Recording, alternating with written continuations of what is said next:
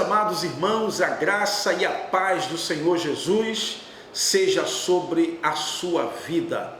Que bom que nós estamos começando mais um ano de 2018, mais um trimestre abençoado, onde você será um instrumento nas mãos do Senhor para abençoar a vida dos seus alunos. Eu espero que você esteja bem motivado, bem incentivado para começar esse ano de 2018, dando o melhor de você, se esmerando no estudo da palavra de Deus, buscando mais conhecimentos, buscando não somente nesse canal aqui, mas em outros canais, buscando mais a palavra de Deus, livros que lhe ajudem a elaborar as suas aulas para que você tenha aulas excelentes. Deus abençoe, muito obrigado você que está sempre aqui conosco, e hoje chegou o dia que nós prometemos, o dia de sortear um kit para o professor da escola bíblica dominical. Olha, eu tenho aqui dois tipos de kit, três são iguais e um é diferente, ok? Então eu tenho o kit aqui, que você vai levar a lição da escola dominical, você vai levar a lição da escola dominical, a lição do professor de adultos da escola bíblica dominical, você vai levar o livro do professor da escola dominical, A Supremacia de Cristo, é o livro que acompanha as lições deste trimestre, tá bom? Que tem subsídios aqui maravilhosos para enriquecer a sua aula. Vou te dar também o livro ensinando para transformar vidas. Pense num livro maravilhoso.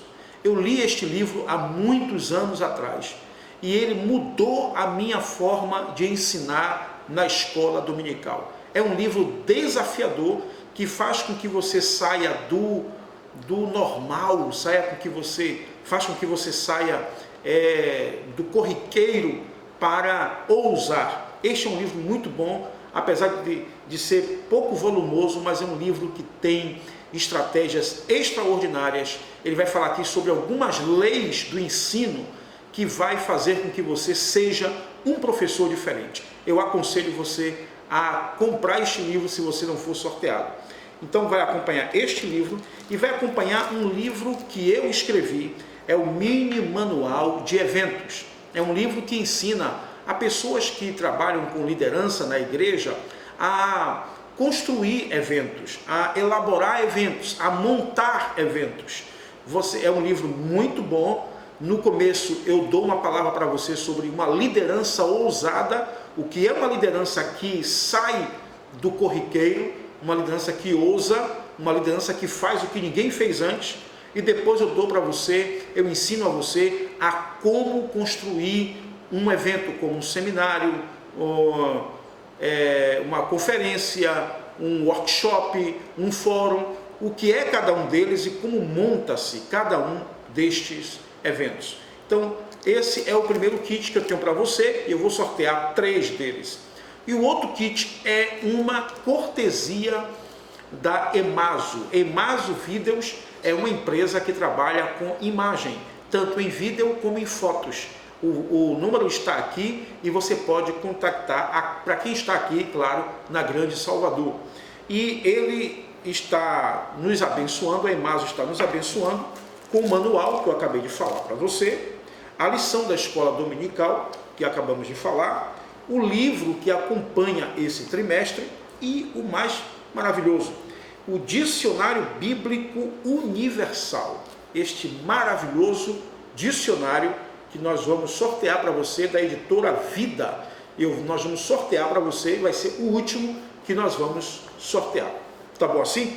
Então vamos ao nosso sorteio e depois nós iremos à nossa aula. Antes de sortear, um abraço a todos que se inscreveram, a todos que mandaram suas mensagens e ainda estão mandando as suas mensagens no vídeo da última lição de 2017. Então, eu quero convidar aqui nosso auditor independente da Emaso, é nosso querido R. Oliveira. Ele sentará aqui do meu lado e ele vai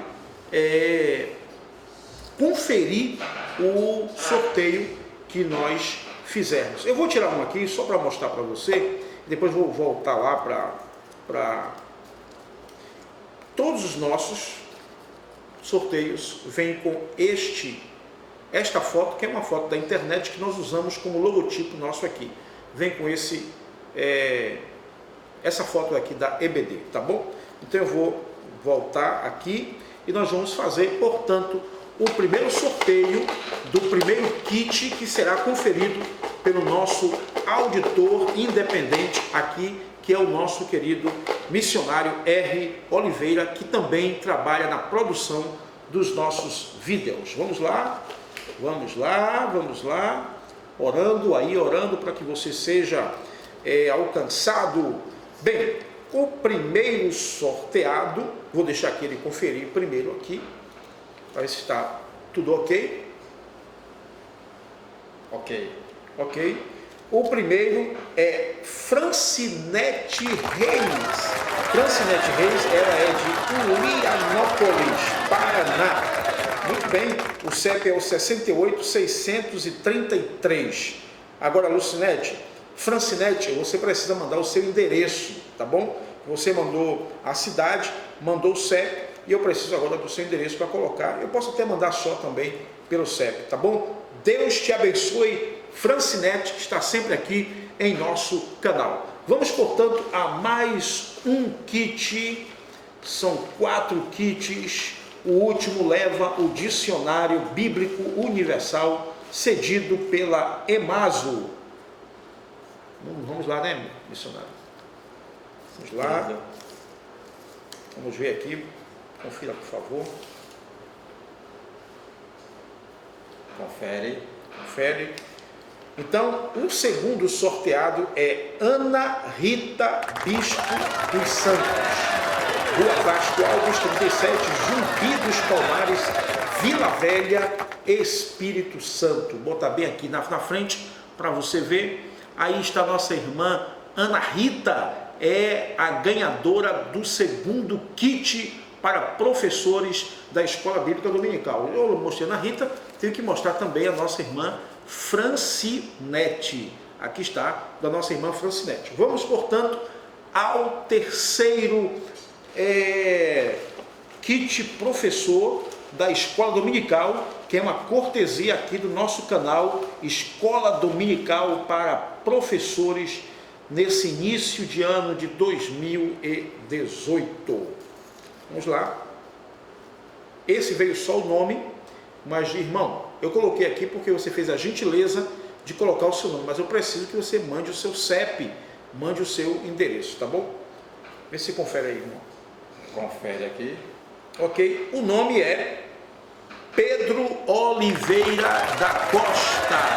Pedro Oliveira, se você não enviar o seu endereço até o próximo vídeo, nesse vídeo aqui agora, se você não colocar nesse vídeo aqui agora que está sendo gravado, nós vamos no próximo programa sortear uma pessoa para o seu lugar, tá bom? Aqui está nosso irmão Pedro Oliveira da Costa. Parabéns, Deus te abençoe, meu irmão. E agora, o último kit que vai levar o Dicionário Bíblico Universal, vai levar o livro, do trimestre, esse livro aqui que você já conhece, vai levar a lição e vai levar também o manual, o mini manual de eventos. Vamos ver quem é que vai ganhar? Vamos ver.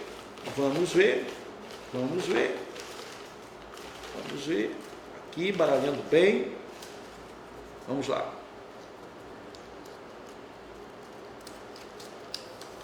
Confira aqui, meu irmão. Confere. Muito bem. Aqui está o ganhador, é nosso irmão Romerito da Silva Amorim. Ele é de Ipojuca, Pernambuco, bairro São Miguel, número 78, Centro. O CEP é 55 590 000. E aqui está o nosso querido irmão Romerito da Silva Amorim, o ganhador do último kit para professor da Escola Bíblica Dominical. Eu vou deixar já aqui junto com o dicionário para a gente lembrar que esse aqui é do nosso irmão Romerito. Então, Deus abençoe a sua vida. Muito obrigado, missionário. Deus te abençoe pela sua presença, por você conferir aqui o nosso sorteio. E este foi o nosso sorteio do kit para professor da Escola Bíblica Dominical. Que Deus te abençoe. Muito obrigado a cada irmão que se inscreveu. Eu espero, ao longo deste ano, a gente poder fazer alguma coisa a mais que traga você mais para perto aqui do nosso canal, que é o canal da Escola Dominical para professores, tá bom? Vamos, portanto, à nossa teleaula de hoje. Beber uma água. O nosso missionário vai levar a nossa...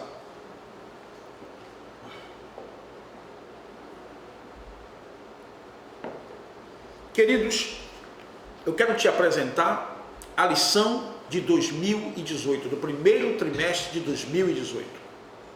O tema é a supremacia de Cristo, fé, esperança e ânimo na carta aos Hebreus. Este vai ser a carta aos Hebreus, portanto, vai ser o alvo dos nossos estudos no primeiro trimestre de 2018. E nós vamos, esse trimestre vai ser acompanhado pelo livro que traz o mesmo título, o mesmo nome. Este trimestre nós temos como comentarista o nosso irmão pastor José Gonçalves. Lembre-se, não é Josué Gonçalves, tá bom? É o pastor José Gonçalves. Ele é pastor em Água Branca, Piauí. É graduado em teologia e em filosofia. Ensinou grego, hebraico e teologia sistemática na Faculdade Evangélica do Piauí. É autor de vários livros publicados pela CPAD e atualmente é o presidente do Conselho de Doutrina da Convenção Estadual das Assembleias de Deus no Piauí e membro da Comissão de Apologética da CGADB. Esse amado irmão, esse amado pastor, é o comentarista desse trimestre de 2018, o primeiro trimestre de 2018. Vamos, portanto, esta lição tem como, a primeira lição desse trimestre tem como tema a carta aos Hebreus e a excelência de Cristo. O texto áureo está em Hebreus capítulo 1, versículo 1, que diz: havendo Deus antigamente falado, muitas vezes e de muitas maneiras, aos pais pelos profetas, a nós falou-nos nestes últimos dias pelo Filho. A verdade prática diz: por meio de Cristo, Deus revelou-se de uma forma especial e definitiva ao seu povo. Como sempre, nós temos um texto bíblico que deve ser lido na classe, que está em aos Hebreus capítulo 1, versículos de 1 a 14. Nós temos um objetivo geral. Qual é o objetivo geral desta lição? Apresentar as características da carta aos Hebreus e a superioridade de Cristo. Para você chegar a esse objetivo, você precisa alcançar 3 objetivos específicos. O primeiro, pontuar a autoria, o destinatário e o propósito da carta aos Hebreus. Depois, você deve expor a superioridade de Cristo em relação aos profetas. E, por último, mostrar a superioridade de Cristo em relação aos anjos. Então, são 3 objetivos específicos para que você alcance o objetivo principal desta lição. Muito bem. Vamos então à autoria. Clemente de Alexandria, existiam 2 Clementes, né? O Clemente de Alexandria e o Clemente de Roma. O Clemente de Alexandria aceitava que Paulo fosse o autor da carta aos Hebreus. Ele afirmava que a epístola aos Hebreus, de Paulo, portanto, aos Hebreus, ela foi escrita no hebraico e depois traduzida para o grego por Lucas.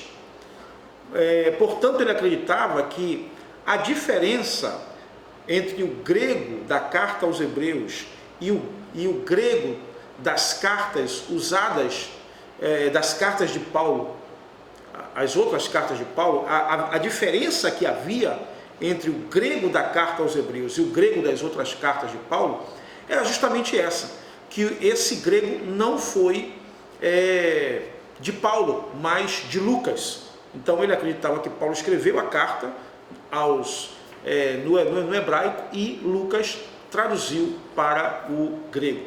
Por isso que existe uma discrepância entre o grego da carta aos Hebreus e o grego das outras cartas do apóstolo Paulo. Bem, para defender esta ideia, os eruditos que concordam com Clemente de Alexandria definem o seguinte: por que Paulo não escreveu o seu nome? Paulo não escreveu o seu nome na epístola pelo fato dos hebreus acreditarem que Paulo não era confiável por ser um pregador dos gentios. Então, ele era conhecido como apóstolo dos gentios. Então, o fato de Paulo colocar o nome dele na carta aos hebreus, acreditava-se que na mente de Paulo, a comunidade judaica ia receber esta carta com certo preconceito. Portanto, por essa relação do ministério do apóstolo Paulo com os gentios. Então, por isso que Paulo não colocou o seu nome na carta. Bem, este é um argumento daqueles que acreditam que Paulo escreveu esta carta. É preciso dizer, portanto, que até hoje não se sabe ao certo quem escreveu esta carta. O que eu estou apresentando para você são argumentos de quem acredita que Paulo escreveu. E depois eu quero mostrar para você argumentos de quem acredita que Paulo não escreveu.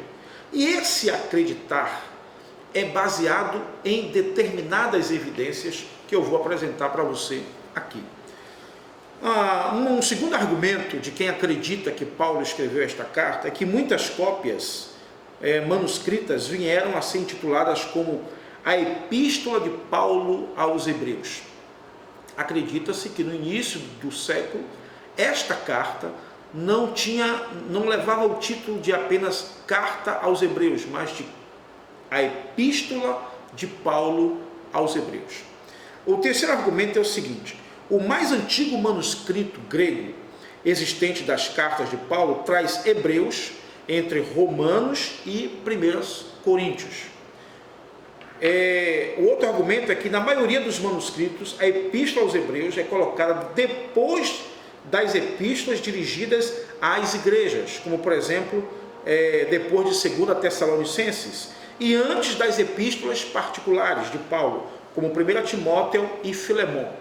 Então, essa ordem que estava no compêndio do Novo Testamento, das cartas do Novo Testamento, acreditava-se que pela epístola aos Hebreus estarem depois de uma carta escrita à igreja dos Tessalonicenses e antes das cartas particulares de Timóteo e Filemão, acredita-se, portanto, que esta carta tenha sido de autoria do apóstolo Paulo. Bem, acredita-se que existe uma singularidade na despedida de Paulo na carta aos Hebreus com as outras cartas de Paulo.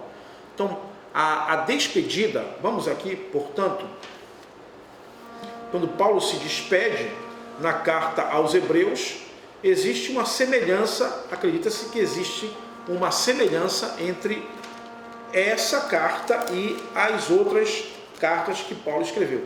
Ele escreve dizendo: saudai a todos os vossos guias, a todos os santos, os da Itália vos saúdam. É uma saudação muito semelhante com as de Paulo. Então esse argumento é usado para se acreditar que Paulo tenha escrito esta carta. O fato de ele citar Timóteo também porque Timóteo era filho na fé de Paulo. E Paulo foi o escritor que mais citou Timóteo. Por exemplo, aqui no final, no capítulo 13, versículo 23, diz: sabei que o irmão Timóteo já está solto, com o qual, se ele vier, depressa vos verei. Então, essa citação de Timóteo deixa uma leve suspeita de que Paulo tenha escrito esta carta. Bem, e para finalizar, Orígenes acredita que os pensamentos da carta aos Hebreus são muito parecidos com os pensamentos do apóstolo Paulo, percebido nas cartas, nas demais cartas que Paulo, cuja autoria de Paulo é certa. Bem, quais são os argumentos para se acreditar que Paulo não escreveu esta carta? Primeiro,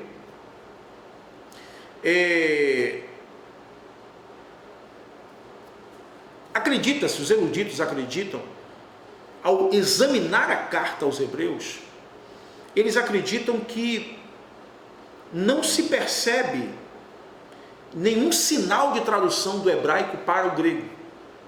Então, aquele argumento de Clemente de Alexandria, de que Paulo escreveu no hebraico e depois Lucas traduziu para o grego, isso não se percebe ao examinar a estrutura gramatical do texto da carta aos Hebreus. Não se percebe que esta carta tenha passado por uma tradução que deixe a impressão de que o grego não era de Paulo e sim de Lucas. Então não existe essa possibilidade para aqueles que acreditam que Paulo não escreveu esta carta. Muito bem, a maioria dos eruditos contemporâneos, que fizeram, portanto, estudos mais acurados, não acreditam que Paulo tenha sido o autor desta carta. Outra coisa, os argumentos, a lógica dos argumentos, a linha de raciocínio na carta aos Hebreus difere em muito das cartas que Paulo escreveu. Esta é uma outra situação. Acredita-se que o ritmo literário da carta é muito helênico, inclusive com um grego muito superior ao grego de Paulo. Acredita-se também que o grego da carta aos Hebreus é mais rebuscado do que o grego do próprio Lucas no livro de Atos dos Apóstolos. Então, não existe, portanto, segundo aqueles que acreditam que Paulo não escreveu esta carta, não existe, portanto, nenhuma relação entre Paulo e a carta aos Hebreus a partir desse ponto de vista. Orígenes considerava que o grego de Hebreus faltava a rudeza de expressão do apóstolo e que é mais idiomaticamente grega na composição da dicção. Isso justamente porque havia uma riqueza maior no uso da língua grega do que a riqueza no grego do apóstolo Paulo. Hebreus possui um vocabulário próprio e revela a influência de um escritor que depende, em grau muito mais profundo que Paulo, das formas de expressão da retórica grega. Então, era um grego mais erudito, era um grego mais clássico, era um grego mais rebuscado do que o grego do apóstolo Paulo. E uma coisa interessante, e aqui eu quero aconselhar você a buscar um livro que trate da teologia da carta aos Hebreus. A teologia aos Hebreus, segundo os eruditos que acreditam que Paulo não escreveu esta carta, é uma teologia muito diferente da teologia que o apóstolo Paulo utilizou, que o apóstolo Paulo costumava discursar. Uma outra coisa interessante é que nenhum dos pontos mencionados em Hebreus foi exposto de maneira idêntica por Paulo, como a questão da exaltação no céu, o sumo sacerdócio de Cristo, tratamento da fé, o uso aplicado do código mosaico. Há uma discrepância alarmante quando esses assuntos são tratados na carta aos Hebreus e de quando eles são tratados nas cartas que Paulo escreveu. E por fim, Paulo sempre menciona ser o autor de suas cartas, bem diferente da carta aos Hebreus, bem diferente. Paulo não se importava. Olha, existe a carta de Paulo aos Gálatas, por exemplo, é uma carta de Paulo ao mundo judeu. Paulo está falando do legalismo judaico e ele não teve nenhum momento constrangimento em se identificar como o apóstolo Paulo.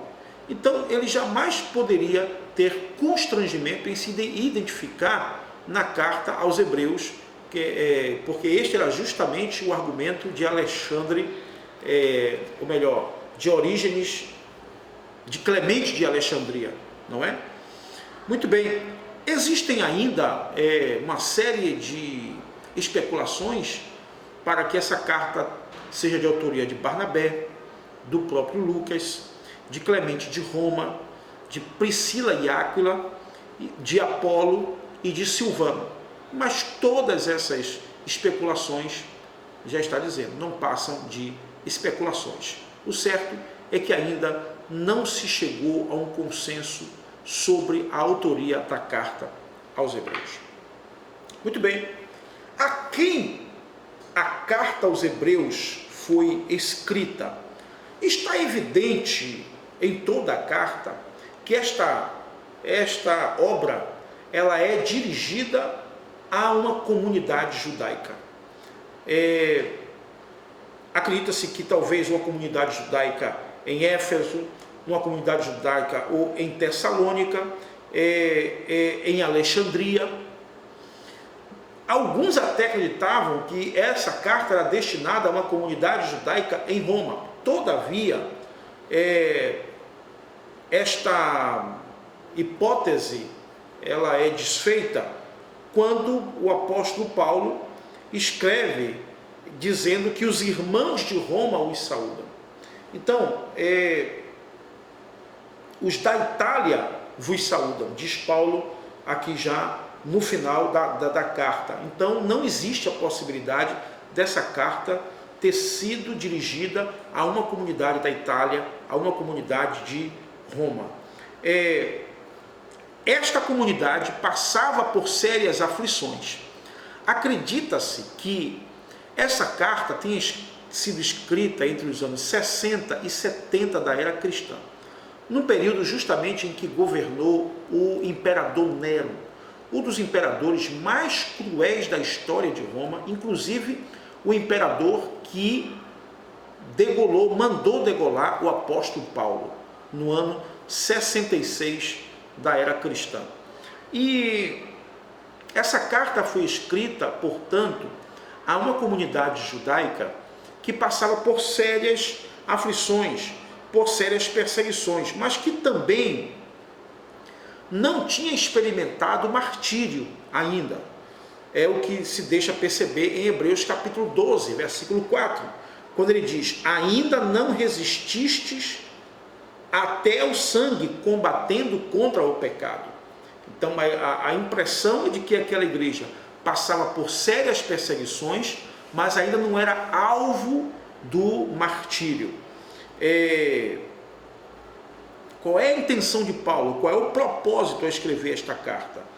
É justamente animar a igreja a permanecer firme na fé e a não negligenciar o culto a Deus, a não negligenciar o ajuntamento da comunidade, o encontro da comunidade. Porque é óbvio que uma comunidade que sofre perseguições, ela tem a tendência a se esfriar, a desanimar, a deixar de se encontrar para cultuar a Deus. É por isso que em Hebreus 10, 25, ele diz assim: não deixando a nossa congregação, como é o costume de alguns, antes admoestando-nos uns aos outros, e tanto mais quanto vedes que se vai aproximando aquele dia.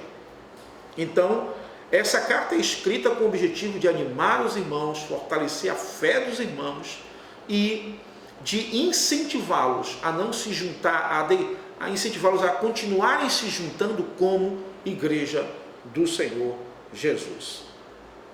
Então, quando ele escreve esta carta, agora aqui eu estou falando já, claro, do propósito pelo qual o escritor enviou esta carta a essa comunidade judaica que não se sabe onde ela estava. Então, o propósito é animar a igreja. E por isso que ele fala sobre ter cuidados, não negligenciar a salvação, no capítulo 2, versículos de 1 a 3. Não negligenciar a salvação, no capítulo 2. Eu vou ler aqui, os irmãos às vezes falam, pastor, demora muito. Outros dizem, não, pastor, continue lendo, eu gosto quando o senhor lê. Então, no capítulo 2, de 1 a 3, diz assim: portanto, devemos atentar com mais diligência para as coisas que já temos ouvido, para que em tempo algum nos desviemos delas. Pois se a palavra falada pelos anjos permaneceu firme, e toda violação e desobediência recebeu justa retribuição, como escaparemos nós, se negligenciarmos tão grande salvação, a qual, começando a ser anunciada pelo Senhor, foi-nos depois confirmada pelos que a ouviram. Então, a partir daí, então, ele fala sobre ter cuidado, não negligenciar a salvação. Ele fala sobre ter cuidado sobre a perda do repouso de Deus, no capítulo 3, de 7 a 19.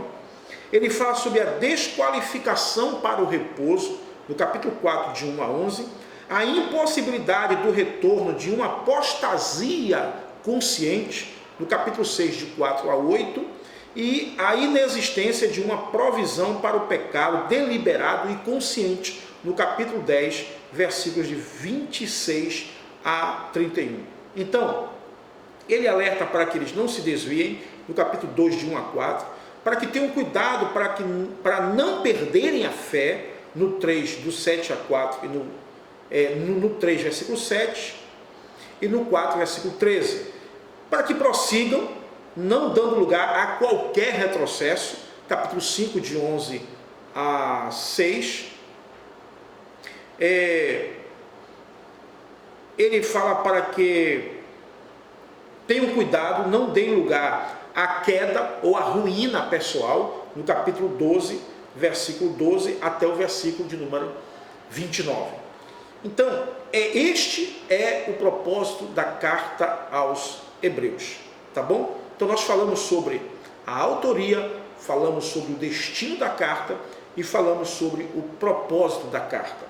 Vamos, portanto, agora falar sobre a superioridade de Cristo em relação aos profetas. Primeiro, nós temos que entender que no original grego, a palavra profeta, falando aqui de forma bem rudimentar, falando aqui de forma a grosso modo, o profeta era o porta-voz, e isso é o que se compreende no original grego da palavra profeta.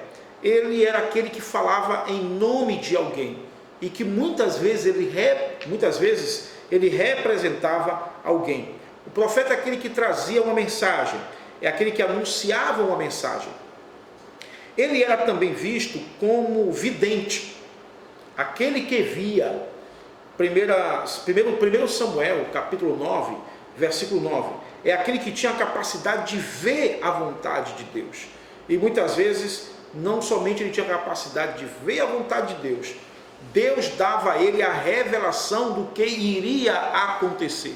Por isso ele é chamado de vidente, aquele que vê o que vai acontecer. Então este era o profeta no Antigo Testamento. O profeta no Antigo Testamento, ele tinha a palavra de Deus. Deuteronômio 18, 21 a 22 e 22 diz assim: E se disseres no teu coração, como conhecerei a palavra que o Senhor não falou?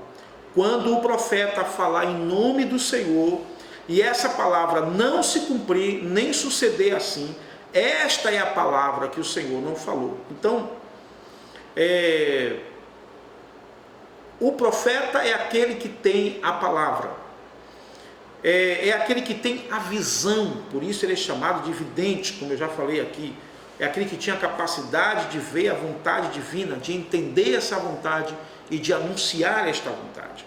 Ao falar sobre a vinda do Messias, Moisés falou que Jesus seria profeta. Então aqui nós já estamos entrando agora na superioridade de Cristo como profeta em relação aos demais profetas. Olha o que o que Moisés falou em Deuteronômio 18, versículos 18 e 19. Ele diz assim: eis que lhe suscitarei um profeta no meio de seus irmãos, como tu, e porei as minhas palavras na sua boca, e ele lhes falará tudo o que eu lhe ordenar. E será que qualquer que não ouvir as minhas palavras, que ele falar em meu nome, eu o requererei dele. Lembre-se, esta é uma profecia de Moisés falando acerca de Jesus, pois Jesus ele teria um ministério profético no meio do seu povo. Então, ele diz que este profeta falaria tudo. Vamos ver agora se isso se cumpriu. João capítulo 15, versículo 15, Jesus revelou tudo que o Pai lhe deu. Olha o que ele diz: já vos não chamarei servos, porque o servo não sabe o que faz o seu Senhor, mas tenho-vos chamado amigos, porque tudo quanto ouvi de meu Pai vos tenho feito conhecer.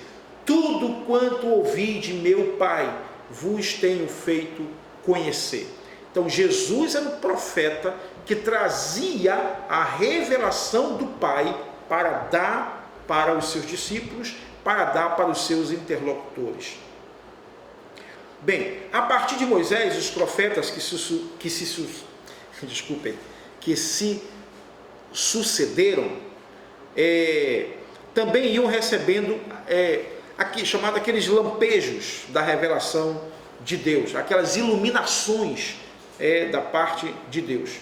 O escritor aos Hebreus revela que Jesus, ele é o resplendor da glória de Deus.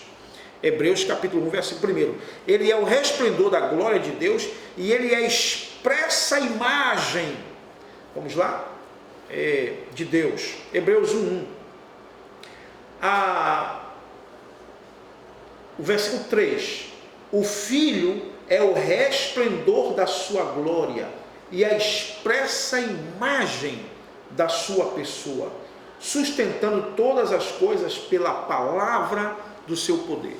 Então, Jesus é um profeta maior, porque Jesus não somente revelou a vontade de Deus, a palavra de Deus, Jesus ele era a própria palavra de Deus.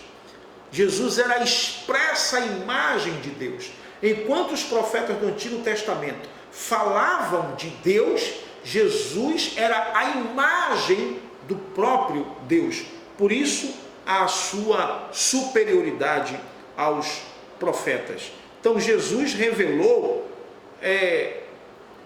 Deus completa e integralmente a todos os homens, ao ponto de que quem vê Jesus, vê o Pai. Foi o que ele falou. Vamos lá para João 14, de 7 a 11. Diz assim: disse-lhe Filipe: Senhor, mostra-nos o Pai, o que nos basta. Disse-lhe Jesus: estou há tanto tempo convosco que não me tendes conhecido, Filipe? Quem me vê, a mim, vê o Pai. E como dizes tu, mostra-nos o Pai? Então, Jesus, ele revelou o Pai totalmente para os homens. Muito bem. João capítulo 17, de 3 a 8. João capítulo 17, de 3 a 8. E eu estou mostrando aqui a você porque Jesus é um profeta superior aos outros profetas. Diz assim, 17, 3 a 8. E a vida eterna é esta, que te conheçam a ti só por único Deus verdadeiro, e a Jesus Cristo, a quem enviaste. Eu glorifiquei-te na terra, tendo consumado a obra que me deste a fazer. E agora glorifica-me tu, ó Pai, junto de ti mesmo, com aquela glória que tinha contigo antes que o mundo existisse. Olha só, assim como um verdadeiro profeta, ele diz: manifestei o teu nome aos homens que do mundo me deste. Eram teus, e tu nos deste, e guardaram a tua palavra. Agora já tem conhecido que tudo quanto me deste provém de ti. Tudo quanto me deste provém de ti. Porque lhes dei as palavras que tu me deste. Então Jesus, como profeta de Deus, deu a palavra aos seus discípulos. Agora Jesus é um profeta diferente de todos os profetas, que está acima de todos os profetas, porque ele diz: e eles as receberam e têm verdadeiramente conhecido que saí de ti e creram que me enviaste. Então Jesus era um profeta que estava com o Pai antes que todas as coisas existissem, com a mesma glória que o Pai tinha. Ok? Agora, por que, pastor, o senhor está dizendo que Jesus era profeta? Porque o próprio Jesus se declarou profeta. A multidão reconheceu Jesus como profeta. Um dia Jesus realizou um milagre e o pessoal disse: um grande profeta se levantou entre nós. Um grande profeta se levantou entre nós. E Jesus disse que ele é profeta em Mateus capítulo 13, versículo 57, em Marcos capítulo 6, versículo 4, e em Lucas 4, 24, quando ele diz que um profeta, falando de si mesmo, não tinha honra senão na sua própria pátria. E ele estava falando de si mesmo. Então Jesus se declarou profeta. E por último, o escritor do Apocalipse, escrevendo lá, eu quero citar, aliás, aqui uma coisa que eu achei interessante, da obra do nosso irmão Severino Pedro da Silva. Você sabe que o pastor Severino Pedro da Silva foi um grande escritor da CPAD, já dorme no Senhor, e no seu livro Apocalipse, versículo por versículo, ele escreveu o seguinte: o testemunho de Jesus é o espírito de profecia. O testemunho de Cristo será levado a efeito por meio da profecia, conforme se vê no presente versículo de Apocalipse, capítulo 19, versículo 10. O Espírito de Cristo é quem inspira a profecia deste livro do princípio ao fim. Aí você pode ver Apocalipse 1:3, 11:6, 19:10, 22:7, 18 e 19. A palavra foco ocorre 7 vezes no Apocalipse e a palavra profeta por 12. Portanto, o livro traz o selo da profecia e a raiz se encontra em quase todo o restante da Bíblia, e o seu fruto é reunido neste último livro da Bíblia. Então vale ressaltar aqui esta palavra do nosso irmão Severino Pedro da Silva, no livro Apocalipse, versículo por versículo, na edição, na página 245, tá bom? Na segunda edição deste livro. Agora eu quero, para terminar, falar sobre a superioridade de Cristo em relação aos anjos. Eu vou ser bem simples aqui, porque existe uma compreensão no meio da igreja evangélica, das igrejas históricas, das igrejas pentecostais, de que Cristo é uma pessoa e os anjos são outras pessoas, é claro. De que existe uma superioridade. Jesus é a terceira pessoa da Trindade. A segunda pessoa da Trindade. Jesus é Deus. conforme inclusive asseveramos aqui no último trimestre de 2017. Jesus é Deus, tanto Deus quanto é o Pai. João capítulo 1, versículo 1, diz: no princípio era o verbo, e o verbo estava com Deus, e o verbo era Deus. A expressão aí dá para entender que Jesus, que é a palavra, que foi encarnada no capítulo 1, versículo 14, ele é o Logos que se encarnou, é a palavra que se encarnou. No capítulo 1, versículo 1, Jesus, ele está com Deus e ele é Deus. Isto é, ele está com Deus, ele tem a mesma deidade de Deus, ele tem a mesma divindade do Pai. Então, Jesus é Deus. Isso é incontestável em toda a Bíblia, e muito especialmente em todo o Novo Testamento. Então, não há como que se duvidar de que Jesus é superior aos anjos. Primeiro você tem que entender que os anjos foram criados, Jesus não. Jesus é o Criador. Hebreus, por isso que o escritor aos Hebreus começa falando da sua superioridade aos anjos, quando ele diz: a quem constituiu, capítulo 1, versículo 2, herdeiro de tudo, por quem fez também o mundo, o qual, sendo o resplendor da sua glória e a expressa imagem da sua pessoa, e sustentando todas as coisas pela palavra do seu poder, havendo feito por si mesmo a purificação dos nossos pecados, assentou-se à destra da majestade nas alturas. Então, nenhum anjo se assentou à destra de Deus nas alturas. Vamos aqui ter uma atenção para a palavra gerado, porque alguns pensam que a expressão tu és meu filho, eu hoje te gerei, alguns pensam que essa expressão, Jesus foi gerado, portanto criado tanto quanto os anjos. Não, a expressão gerei aí diz respeito a algo que foi gerado no sentido de ter a primazia.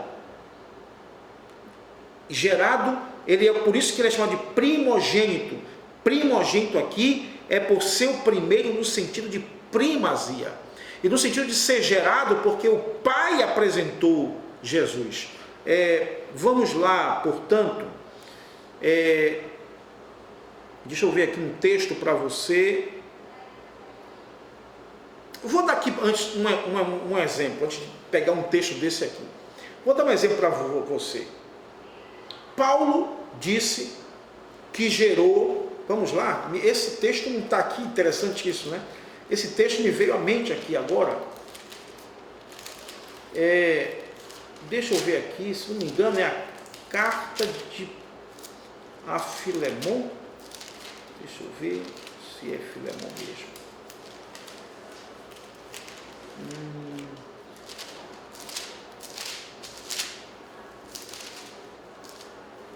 Vamos lá. Filemon mesmo. Olha o que Paulo diz.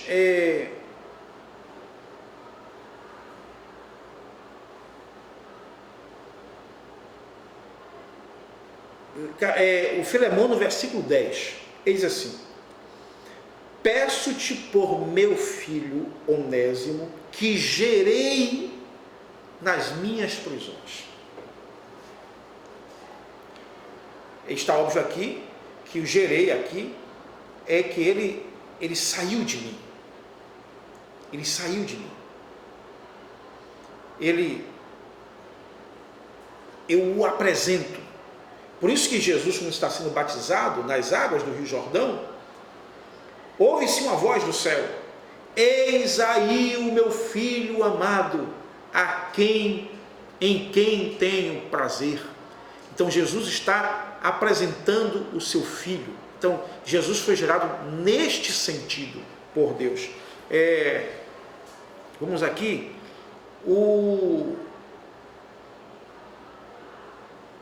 portanto, gerar aqui fala de uma exaltação que o Pai dá à pessoa de Jesus. Isto é compreendido pelo próprio Salmo de número 2, que é o texto do Antigo Testamento que o escritor aos Hebreus usa. Vamos ver aqui a própria carta aos Hebreus dá a entender que está se falando de superioridade, está se falando de primazia e não de criação. Olha o que ele diz. Pois a qual dos anjos disse jamais: Tu és meu filho, eu hoje te gerei. E outra vez, eu lhe serei por pai, e ele me será por filho.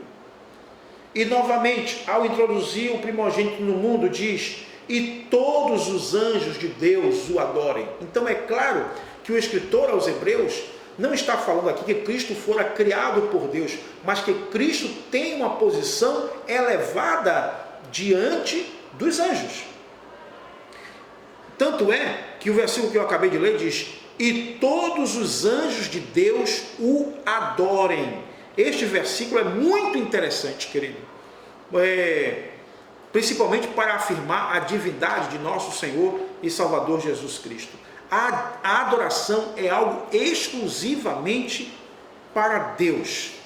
Por isso que Jesus fala em Mateus capítulo 4, versículo 10, ele diz ao próprio Satanás: Somente a Deus adorarás e somente a Ele servirás. O que você vai encontrar no Novo Testamento, principalmente no Apocalipse?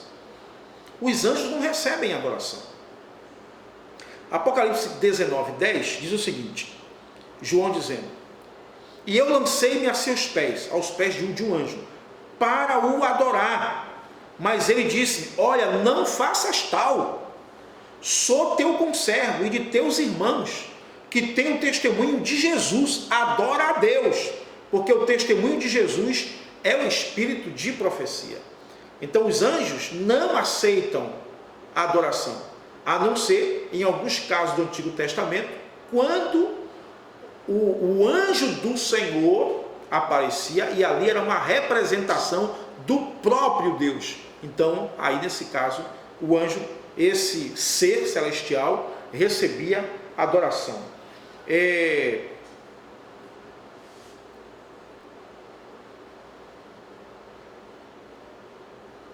Muito bem. Portanto, Jesus é superior aos anjos, porque Jesus não foi criado, ele é criador. Jesus não é ministro, mensageiro, ordenado por Deus, como os anjos. Jesus é aquele que ordena aos anjos. A Bíblia diz que os anjos são ministros enviados por Deus. Vamos lá, aqui no capítulo 1, versículo 13. Aí, olha a diferença que ele faz entre Jesus e o anjo. Ora, a qual dos anjos disse jamais: Assenta-te à minha destra, até que ponha os teus inimigos por estrado dos teus pés? Não são todos eles, agora falando dos anjos, ministradores enviados para servir a favor dos que hão de herdar a salvação? Então ele deixa aqui uma diferença bem grande. Jesus é aquele que está sentado à direita do Deus Pai, e os anjos são aqueles ministros, mensageiros enviados para servir a igreja. Foi por isso que o anjo, no capítulo 19, versículo 10, disse a João: Olha, eu sou teu conservo, então eu sou enviado para te servir, eu estou a seu serviço pela ordem do Pai. Lá em Daniel capítulo 6, versículo 10 em diante, você vai ver o anjo dizendo para Daniel: Olha, Daniel, homem muito desejado, desde o primeiro dia em que você aplicou a entender essas coisas, em teu coração entender essas coisas, eu fui enviado e eu vim por causa das tuas orações. Olha que coisa maravilhosa, gloriosa. O anjo do Senhor dizendo: eu vim por causa das suas orações. Então, o anjo é aquele que serve, o anjo é o mensageiro, é aquele que serve a igreja. Jesus não, Jesus é o Senhor, Jesus é o Criador, ele está acima dos anjos. E no capítulo 1, versículos 4 em diante, o apóstolo, o escritor aos Hebreus, deixa bem clara a superioridade de Cristo aos anjos. Olha o que ele diz no versículo 4: Assim ele se tornou tanto mais excelente do que os anjos, quanto herdou mais excelente nome do que o deles. E Paulo, escrevendo aos Filipenses, no capítulo 2, versículo 9, 10 e 11, Paulo disse assim: pelo que Deus, falando de Jesus, o exaltou soberanamente e lhe deu um nome que é sobre todo nome, para que ao nome de Jesus se dobre todo o joelho dos que estão nos céus e na terra e debaixo da terra, e toda língua confesse que Cristo Jesus é o Senhor, para a glória de Deus Pai. Então, Cristo, ele é superior aos anjos, como também é superior a qualquer profeta. Existe uma linha religiosa, como a dos espíritas, por exemplo, que iguala Jesus como profeta igual a Nostradamus, igual a Confúcio, igual a Maomé. A Bíblia nos mostra que Jesus é um profeta superior a qualquer profeta. E usar a expressão profeta para Jesus é até, de certa forma, me perdoe colocar aqui essa expressão, porque eu não encontrei uma expressão melhor, um tanto pensar muito baixo sobre a pessoa de Jesus, porque ele é Deus, ele está acima dos profetas, ele está acima dos anjos, ele está acima de qualquer ser que tenha pisado esta terra. Jesus é Deus, ele é o resplendor da glória de Deus e a expressa imagem da pessoa de Deus. Essa foi a expressão usada pelo escritor aos Hebreus. Deus em Cristo te abençoe. Que esta primeira aula seja uma aula dirigida pelo Espírito Santo de Deus. Que Ele coloque a palavra na sua boca. Que você seja um instrumento poderoso nas mãos de Deus para abençoar seus alunos. Que Deus te abençoe.